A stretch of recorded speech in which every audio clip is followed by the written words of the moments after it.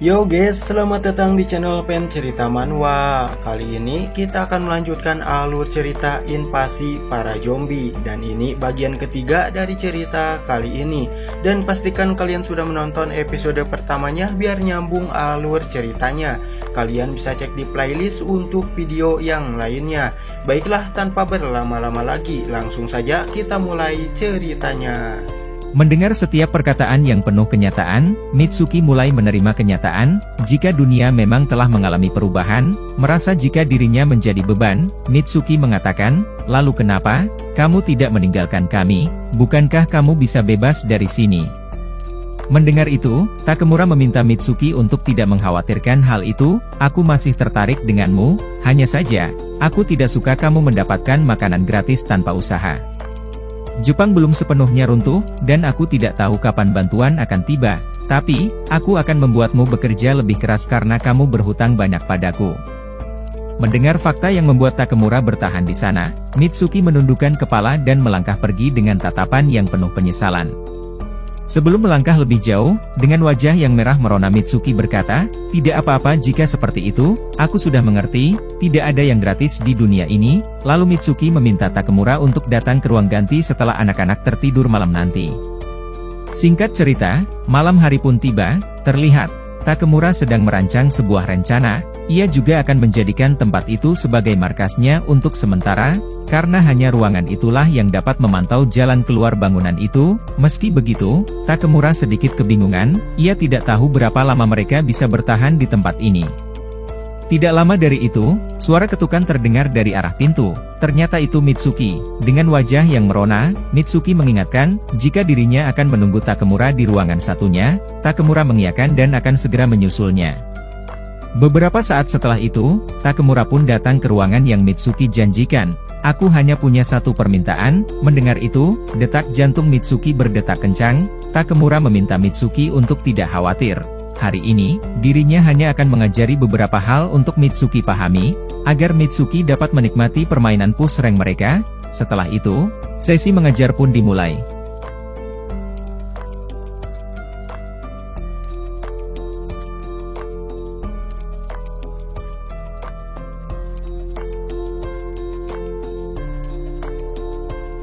Singkat cerita, keesokan harinya, tepat di pagi hari, Mitsuki datang ke ruangan Takemura. Ia mengingatkan, jika dirinya sudah menyiapkan makanan. "Terima kasih, aku akan segera ke sana," timpal Takemura. Di saat Takemura tiba di ruang makan, ia hanya melihat beberapa makanan kaleng yang tersedia di atas meja. "Seperti yang aku pikirkan, hanya makanan ini yang tersedia. Sepertinya, aku harus membawa rice cooker untuk memasak nasi." Tidak lama ia melihat Mitsuki yang terus-terusan menguap, merasa khawatir. Takemura menanyakan, "Apa kamu baik-baik saja? Apa kamu sakit?" Mitsuki menimpali, jika dirinya hanya kelelahan. "Kemarin aku cukup sibuk hingga tidak sempat untuk istirahat." Dengan santai Takemura meminta Mitsuki untuk tidak berlebihan. Mendengar itu, Mitsuki menatap tajam ke arah Takemura, "Jika bukan karenamu, aku tidak akan kelelahan seperti ini." Beberapa saat setelah itu, setelah mereka selesai dengan makanannya, Takemura mengatakan, "Aku akan berusaha menyelamatkan hidup kalian. Aku harap kalian bisa mendengarkan perkataanku untuk sementara." Takemura meminta pendapat mereka, "Apakah kalian setuju dengan itu?" Mereka pun mengiyakan. "Hari ini, aku akan pergi mencari makanan di sekitar sini." Lalu Takemura meminta mereka untuk mencari memo peralatan tulis, dan kumpulkan di ruangannya. "Ada sesuatu yang harus aku lakukan, mungkin aku akan kembali ke sini malam hari." Singkat cerita, Takemura mulai menjelajahi lantai 2, ia berniatan untuk menyingkirkan para zombie dari lantai itu sebelum ia pergi. Di lantai 2 terdapat tos serba yang dapat memenuhi kebutuhan mereka. "Jika aku bisa membersihkan area ini, Mitsuki dan adik-adiknya akan dengan mudah membantu membawa persediaan dari sini dengan aman.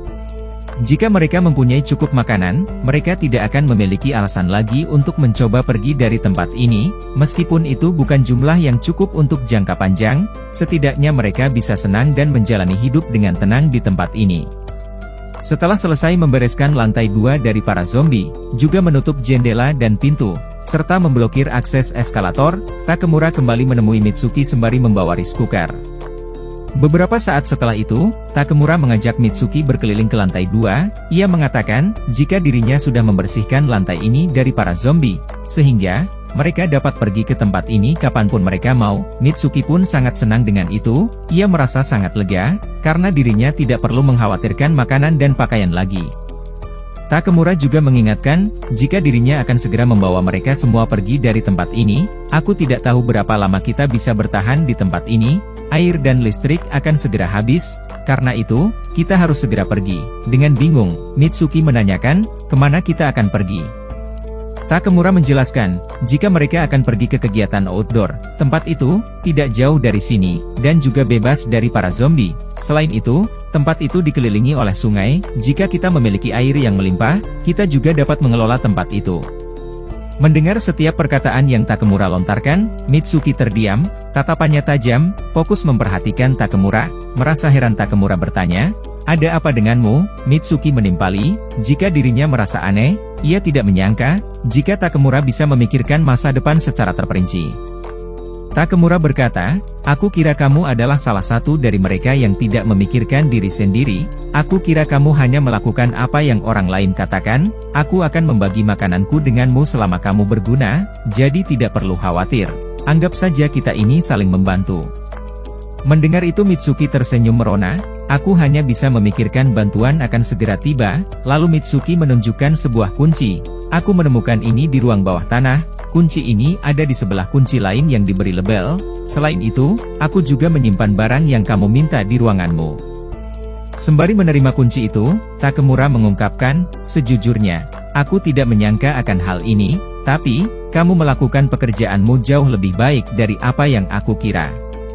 Beberapa waktu setelah itu, Takemura dikejutkan dengan Mitsuki yang terlihat lemas, dan juga napasnya terengah-engah.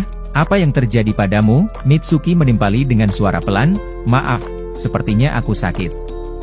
Tidak lama dari itu, Takemura pun langsung membaringkan Mitsuki di atas kursi dan menyelimutinya. Melihat itu, kedua adik Mitsuki pun sangat khawatir pada kakaknya itu. Ia menanyakan, apa Mitsuki akan baik-baik saja? Takemura meminta mereka berdua untuk tidak khawatir.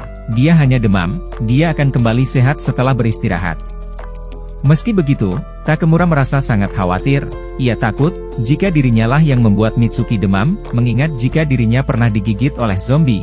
Meskipun dirinya tidak mengalami gejalanya, ia khawatir, karena dirinya Mitsuki terinfeksi dan berubah menjadi zombie. Jangan-jangan karena malam sebelumnya, begitulah pikir Takemura.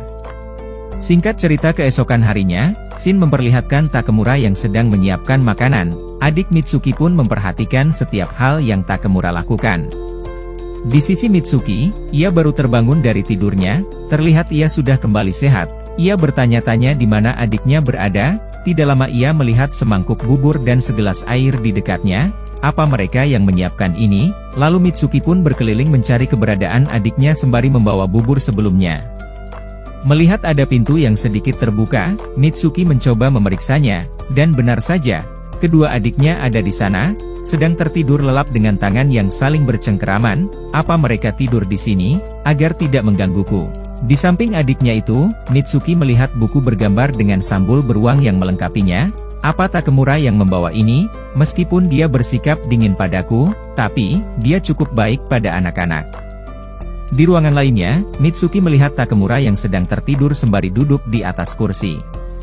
Sembari fokus memperhatikan wajah Takemura yang sedang tertidur itu, Mitsuki mengatakan, jika dirinya yakin, kalau Takemura sudah melakukan beberapa hal selama dirinya terbaring. Walau dirinya merasa senang, tapi, ia juga kebingungan, kenapa Takemura mau melakukan hal itu untuknya. Mitsuki pun merasa kasihan pada Takemura. Dalam benaknya Mitsuki mengatakan, apa dia selalu sendirian seperti ini?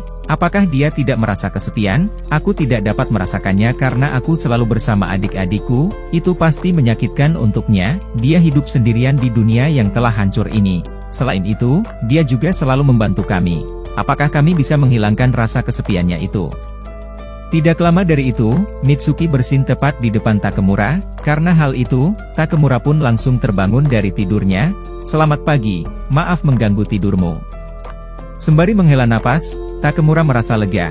atas kekhawatirannya selama Mitsuki terbaring, jadi itu hanya demam. Dengan canggung Mitsuki meminta maaf karena dirinya membuat Takemura mengkhawatirkannya. Takemura mengatakan, jika dirinya tidak khawatir. Apa kamu sudah merasa baikan? Dengan senyuman yang mempesona, Mitsuki berkata, aku masih merasa sedikit aneh, tapi secara keseluruhan aku merasa jauh lebih baik. Terima kasih telah merawatku. Singkat cerita, beberapa hari kemudian, Shin memperlihatkan Mitsuki yang sedang menjemur pakaian. Ia merasa cukup senang dengan cuaca yang cerah dan langit biru yang indah.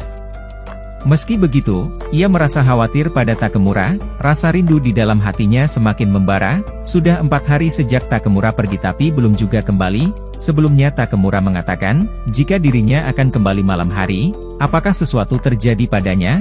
Tidak. Aku harus yakin dan percaya jika Takemura baik-baik saja. Aku akan melakukan yang terbaik bersama adik-adikku sampai Takemura kembali. Beberapa waktu setelah itu, di saat Mitsuki mencoba pakaian yang ada di tos serba, ia dikejutkan dengan Takemura yang datang menyapa, maaf aku terlambat.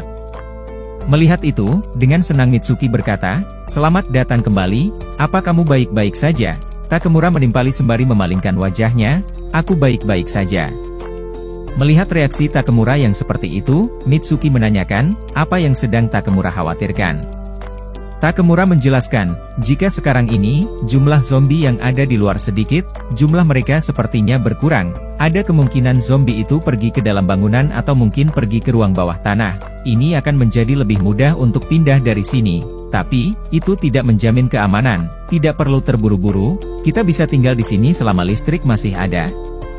Setelah mendengar itu, Mitsuki memberikan sebuah buku pada Takemura. Semua yang kamu minta sudah aku catat di sini.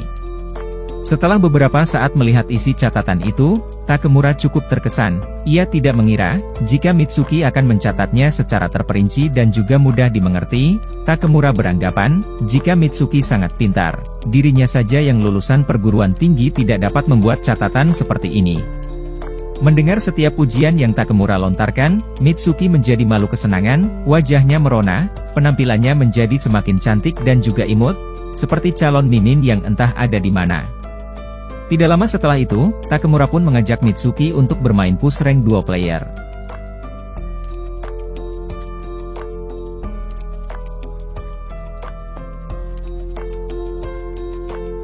Singkat cerita, beberapa minggu setelah itu, terlihat, Takemura pun sudah berkemas. Setiap barang dan makanan, Takemura masukkan ke dalam kardus, lalu membawanya ke dalam mobil truk. Saat Takemura kembali ke dalam, ia dikejutkan dengan suara ketukan yang terdengar dari arah pintu. Merasa penasaran, Takemura pun membuka pintu itu. Sesosok tangan muncul dari balik pintu, dan di saat pintu itu sepenuhnya terbuka, sesosok zombie wanita keluar dari dalam sana. Tanpa pikir panjang, Takemura langsung menghabisinya dengan pistol yang ada di tangannya. Tidak lama dari itu, Mitsuki menghubunginya melalui walkie-talkie. Ia mengatakan, jika ada seseorang yang meminta bantuan melalui telepon radio. Mendengar itu, Takemura meminta Mitsuki untuk menunggunya, dirinya akan datang ke sana. Beberapa saat setelah itu, sesampainya di sana, Takemura pun mendengar suara wanita yang meminta pertolongan dari telepon radio itu. Takemura meminta Mitsuki untuk menjawabnya. Mungkin wanita itu akan merasa sedikit lega, jika yang menimpalinya juga seorang wanita. Tepat saat Mitsuki mengatakan halo, ia dikejutkan dengan suara teriakan dari telepon radio itu, tolong aku, di mana kamu? Mitsuki pun meminta orang itu untuk tenang, lalu ia menanyakan di mana posisi orang itu. Akan tetapi, bukannya jawaban yang diberikan, Mitsuki malah mendapatkan suara yang tidak jelas dari orang itu. Takemura pun langsung mematikan telepon radio itu. Sudah cukup, aku mendengar ada langkah kaki seseorang dari telepon radio itu. Suaranya yang terputus-putus juga aneh, sepertinya dia tidak sendirian. Kemungkinan wanita itu sebuah umpan, tidak ada gunanya untuk pergi memeriksanya. Kita harus berhati-hati dan jangan ceroboh. Aku tidak akan bertanggung jawab atas apa yang akan terjadi, jika kamu memberitahu tempat ini. Tepat setelah Takemura mengatakan itu, lampu di tempat itu pun tiba-tiba mati. Lalu Takemura meminta Mitsuki untuk menunggunya di sana. Dirinya akan pergi melihat apa yang terjadi di sekitar sini. Tidak lama dari itu, suara ledakan terdengar dari arah luar. Mitsuki dan Takemura pun segera berlari keluar untuk melihatnya, dan terlihat, di depan mereka ada sebuah kebakaran yang cukup besar. Dengan serius, Takemura meminta Mitsuki untuk segera membangunkan anak-anak. Kita harus bersiap-siap untuk pergi dari tempat ini. Aku akan pergi ke sana untuk melihat apa yang sebenarnya terjadi.